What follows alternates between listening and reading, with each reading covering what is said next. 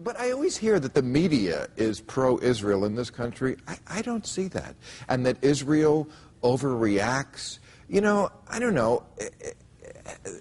In the Gaza Strip, they fired 10,000 rockets at Israel in the last few years. And they are avowed to destroy this country. If the United States, if Quebec was firing rockets into our territory and was sworn to wipe us off the face of the earth, do you think we would just be having an embargo against them?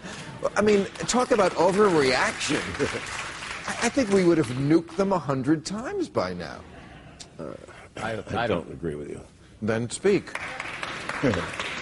I really feel our country has lost its footing. We have a co-country that works with us. It has a State Department here. It's called AIPAC. And they tell us what they want. And I think that because they're a nuclear power, and they wanted to arm South Africa in 1975, don't forget that, and probably did some part of that, South Africa, when it was an apartheid state. So their interests are not our interests, and they're not interests of the people of the United States. They keep dictating to us. And here we are in a situation where Lula, this is all I'm hearing. Lula is the president of Brazil. Yeah, Lula is a very important character here because he's the third rail. He's a neutralist. He went, the scuttlebutt I heard from people in Europe was that what happened was that when Israel was ready to make a deal, Rahm Emanuel went over there, made his deal with Netanyahu. He was going to come into the United States and was going to announce a rapprochement with Obama.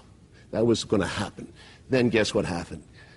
Lula and Erdogan went and made a deal with Iran, tried to make a deal, came very close. Now listen to what I'm going to say.